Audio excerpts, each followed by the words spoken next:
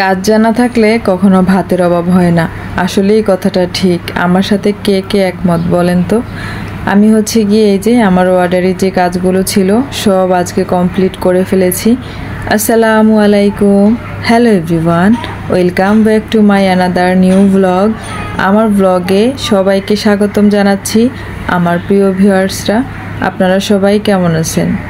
আশা করছি আমার প্রিয় ভিউয়ার্সরা সবাই সুস্থ আছেন, ভালো আছেন। আলহামদুলিল্লাহ, আমিও ভালো আছি। আমি হচ্ছে গিয়ে হাতের কাজগুলো সেরে ফেলেছি। শুরুতেই আপনারা দেখেছেন। তো সেলাই মেশিনে কাজ করতে গেলে একটু সময়ের দরকার হয়, আর যেহেতু বাসায় বাচ্চা আছে তো একটু প্রবলেম হয় আর কি। সব কিছু গুছিয়ে তো কাজগুলো শেষ করে ফেলেছি। আর হচ্ছে গিয়ে একদম সহজ সরল রান্না করব হচ্ছে গিয়ে আলু ভাজি, ডাল, আর হচ্ছে গিয়ে শুটকি দিয়ে সিম আলু দিয়ে। তো শুটকি তরকারি কে কীভাবে রান্না করেন, আমি যেভাবে রান্না করি আপনারা কিন্তু চাইলে এভাবে রান্না করে একবার হলেও খেয়ে দেখতে পারেন। অসম্ভব মজা লাগে এভাবে রান্না করলে। আর মেয়ে হচ্ছে গিয়ে শুটকি তরকারি খাবে না, সেজন্য ওর জন্য একটু আলু ভাজি করে নিলাম। তো এই শুটকিগুলো কিন্তু আমি হাতে করে নিয়ে এসেছি গ্রাম থেকে। আর এগুলো কিন্তু নিজে হাতে করার কারণে অনেক সুন্দর, একদম মচমচা। তারপর হচ্ছে বাজে একটা যে স্মেল থাকে শুটকির, সেরকম গন্ধটাও নেই। আমার প্রিয় ভিউয়ার্সরা, যারা এই মুহূর্তে আমার সাথে যুক্ত হয়ে গিয়েছেন, আপনাদের সবাইকে অসংখ্য ধন্যবাদ। যারা আমার ভিডিওটি দেখতেছেন এখনও একটি লাইক দেননি, যদি আমার ভিডিওর কোনো অংশ আপনার কাছে ভালো লেগে থাকে তাহলে ভিডিওটি শেয়ার করবেন এবং একটি লাইক দিবেন। আর যদি প্রতিদিন আমার ব্লগ ভিডিওগুলো দেখতে চান তাহলে আমার চ্যানেলটি সাবস্ক্রাইব করবেন এবং পাশের অল বাটনে ক্লিক করে রাখবেন। তাহলে আমি যখনই ভিডিওগুলো ছাড়ব সবার আগে নোটিফিকেশন চলে যাবে আপনার কাছে, সময় সুযোগ করে আপনি দেখে নিতে পারবেন। আমি হচ্ছে গিয়ে এখানে সব কিছু গুছিয়ে চলে এসেছি, শুটকিটা রান্না করব। আর এদিকে কিন্তু আলু ভাজিটা হাতে মাখিয়ে বসিয়ে দিয়েছিলাম। আর এইভাবে আলু ভাজিটা করলে আমার কাছে অনেক বেশি মজা লাগে আর কি। তো আমি হচ্ছে গিয়ে এদিক দিয়ে ভাজিটা করে ফেলেছি, আর অন্যদিকে এখন হচ্ছে শুটকিটা রান্না করব। তো শুটকিটা রান্না করার জন্য আমি প্রথমেই হচ্ছে গিয়ে পেঁয়াজ কুচি দিয়ে দিলাম। আর শুটকি রান্না করলে কিন্তু একটু পেঁয়াজটা বেশিই লাগে।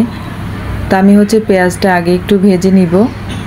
আর পেঁয়াজটা ভাজা কিন্তু একদম লাল লাল করে করব না, একটা হালকা ব্রাউন কালার করব, তাহলে কিন্তু খেতে অসম্ভব মজা হয়। তা আমি হচ্ছে গিয়ে পেঁয়াজটা একটু হালকা ভাজা করে নিয়েছি। এরপরে হচ্ছে আদা বাটা আর রসুন বাটা দিয়ে দিলাম।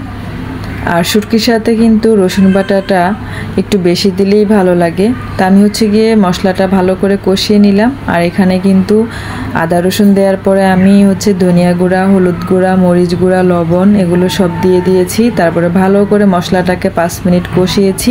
এখন হচ্ছে গিয়ে আমি কাঁচামরিচটা দিচ্ছি।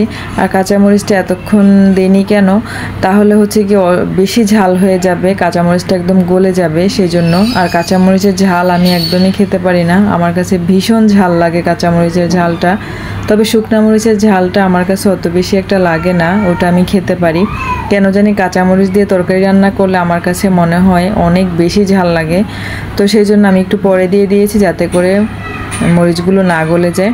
এরপরে হচ্ছে কি আমি শুটকিটা দিয়ে এখন আবারও ভালো করে কষাবো। আমার প্রিয় ভিউয়ার্সরা, আপনারা কে কোথা থেকে আমার ভিডিওটি দেখছেন আমাকে কমেন্ট করে জানাতে পারেন। আপনাদের কমেন্ট দেখলে আমি অনেক বেশি খুশি হব। এই তো আমি হচ্ছে গিয়ে শুটকিটা ভালো করে কষিয়ে নিয়েছি, দেখতেই পাচ্ছেন উপরে তেল ভেসে উঠেছে। আর এইভাবে একদম যখন তেল ভেসে উঠবে উপরে তখন বুঝতে হবে যে শুটকিটা কষানো হয়ে গিয়েছে।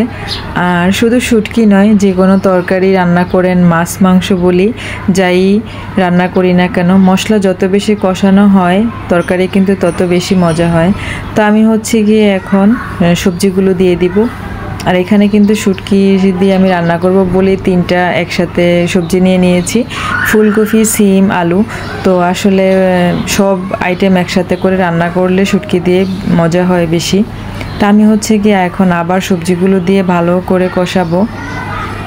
আমার প্রিয় ভিউয়ার্সরা, আমার কিছু কি বলবো, মানে শত্রুও বলতে পারছি না, বন্ধুও বলতে পারছি না। যারা আমার সামনে সামনে ভালো কিন্তু পিছন দিয়ে আমাকে ছুরি মারে। কি যে একটা অবস্থা, কি আর বলবো আপনাদের সাথে। যাক, সেটা অন্য একটা ভিডিওতে শেয়ার করব। এদিকে রান্না করতে করতে কিন্তু আবার বেলপুরিও খেয়ে নিচ্ছিলাম। আর বেলপুরি কার কার পছন্দ আমার প্রিয় ভিউয়ার্সরা আমাকে কমেন্ট করে জানাতে পারেন। তো বেলপুরি খেয়ে আবার চলে আসলাম। এদিকে কিন্তু আমি সবজিটা ঢাকা দিয়ে রেখেছিলাম, এসে দেখি সুন্দর মতো একবারে কষে গেছে। আর এভাবে করে কিন্তু মশলা কষিয়ে আবার সবজিটা কষানো হলে কিন্তু তরকারিটার পানসিটে ভাব থাকে না, শুটকি তরকারিটা অনেক বেশি মজা হয়। তারপর হচ্ছে কি আমি এখন টমেটোটা দিয়ে দিব, আর টমেটো থেকে কিন্তু একটু পানি বের হবে, আর সেই পানিটা দিয়ে এখন আমি আবারও ভালো করে কষাবো।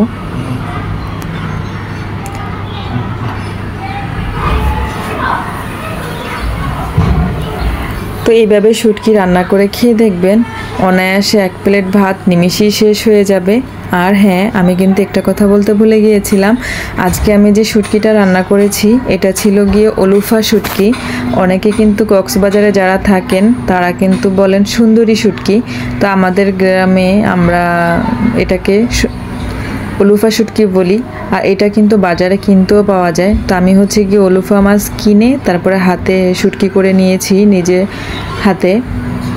তো আমি হচ্ছে গিয়ে এই শুটকিটা ভর্তা করেও খাই, আমার কাছে ভর্তা করলেও মজা লাগে আর রান্না করলেও মজা লাগে। আর আমি কিন্তু শুটকিটা এইভাবে সবজি দিয়ে রান্না করলেই বেশি মজা লাগে। তারপর হচ্ছে গিয়ে আমি ধনেপাতা দিয়ে দিলাম। এখন হচ্ছে গিয়ে আমি আর 5 মিনিট রান্না করব, তারপরে একটু ঝোলটা কমে আসলেই হয়ে যাবে। আর শুটকি তরকারিতে কিন্তু বেশি ঝোল থাকলে ভালো লাগে না, একদম মাখা মাখা করে নেব আমি।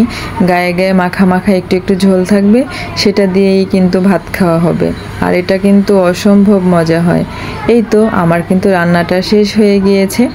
আমার প্রিয় ভিউয়ার্সরা, এতক্ষণ ধৈর্য ধরে যারা আমার ভিডিওটি দেখেছেন আপনাদের সবাইকে অসংখ্য অসংখ্য ধন্যবাদ।